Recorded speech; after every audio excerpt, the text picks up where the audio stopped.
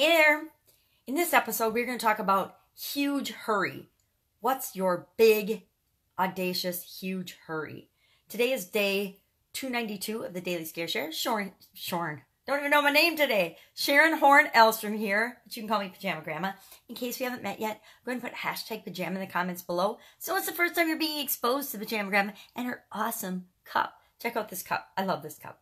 It's got the little sunglass guy in the front. It's got his little rear end and tail on the back. Isn't that funny? And let me see what it says. It says, can't see what it says. Mischief Maker. Oh, I love that. I love to be a mischief maker. And let's be honest, I'm not super mischievous, but every once in a while, it's like the devil gets in me and I have to make a little mischief, mostly in my own life, but sometimes in other people's lives too. So today, day 292 of the Daily Scare Share, we're going to stretch our comfort zone. Think of something that gets us out of the box that we put ourselves in, or the rut that we might find ourselves living in.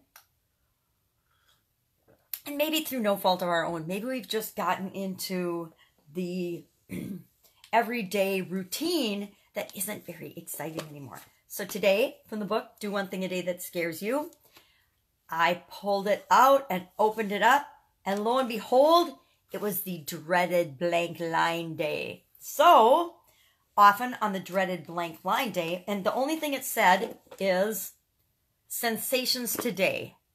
Okay, so what am I feeling today? What kind of sensations am I having today? I don't know yet. I haven't been up that long. My coffee was ice cold. I had to reheat that. I don't know if that counts.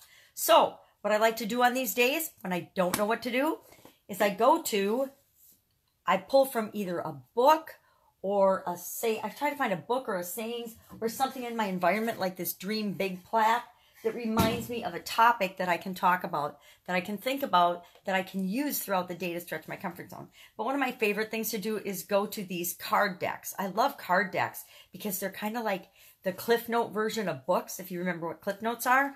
So they pull out all the highlights and the key points of a book and they put them on these cards. Remind me of flashcards when we were kids. Did you like flashcards for learning things when you were a kid? Flashcards and note cards and index cards. I am one of those nerdy people that still uses index cards to plan and organize and do things. This is actually a 30-day challenge that I'm doing for my Supersize Your Business group. And I still use index cards and note cards. So that is part of the reason I love these cards. So I opened up the deck, and this time I grabbed the deck. It's about well-being, and because we all want to be well, right?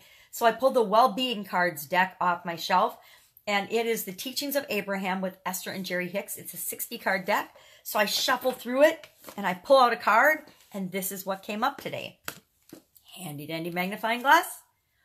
What's my big hurry? It's all for joy, all is well. It's got this cute little bunny with an orange flower, and on the back it says, what's the big hurry? You're not ever going to get it done.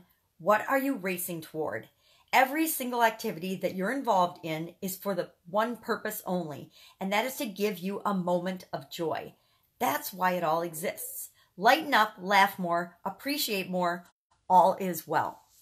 Now, I don't know about you, but I'm a lot better about this, about not rushing and not hurrying now than I ever was in my past. And I still catch myself rushing and hurrying. I set these goals and timelines for myself where I have to get something done in a certain amount of time, and I always try to do it a little bit faster the next time. And they're ridiculous. They're not necessary, but they're just little challenges for me. But there's other times when I was in a big hurry, and all I did was run from activity to activity, event to event, from the time I got out of bed in the morning to the time I laid down at night. I just ran through my entire life, and there were a couple of decades of my life like that. And when I think back to that time, what I remember most is running through my life and how stressed out and freaked out I was all the time because I was trying to get everything done. I had like a 400 item to-do list all the time, and it was like a rotating list. And that didn't count the repetitive things that you had to do as a mom, like take care of your kids, make sure they got to and from school, make sure all their activities were done, take care of your spouse, do laundry, dishes, maintenance around the house, plus work. I mean, it's crazy to think back to that time in my life. And I understand why I was running through it, but now I know that I didn't have to. I thought I had to. We all believe that we have to do all these things. But the truth is, we get to choose what we are and aren't going to pay attention to. We get to choose what we are and are not going to do. We get to decide what we are or are not going to participate in. And I didn't feel back then like I had permission to do that. I felt like I was looking for somebody and something outside of me to give me permission and to direct me in what I should or shouldn't do. And so I, like most people, was letting outside influences determine how busy I was and how much I thought that I had to accomplish. Now, it was all false beliefs that I had adopted along the way of growing up, believing that those were things I needed to do to be successful. Now, I didn't realize that I get to decide what success means for me. And so once I discovered that and learned that, and it was a long road for me and a long journey, but once I had that realization, everything opened up for me. I realized I don't have to speed around anymore. I don't have to be in a big hurry. I don't have to get stressed out in traffic going from point A to point B, because I'm going to get there when I get there. If I'm going to be stressed out and worried about being late, I just leave 10 minutes early or a half an hour early, and I get somewhere early instead of rushing and hoping that traffic is in my favor and I get there on time. And it's made my life a whole lot better, a whole lot richer, a whole lot fuller, and a whole lot less stressful. So today, ask yourself, what's my big hurry? And is this really important that I rush, or is there something I can do to set myself up for success time and time again so that I can experience the well-being and be present in the moments that I want to be present for, so that they're bringing me joy and happiness and not stress, doubt, fear, or worry. That's it. Have a fantastic day. I will, of course, be with you tomorrow for day 293 of the Daily Scare Share.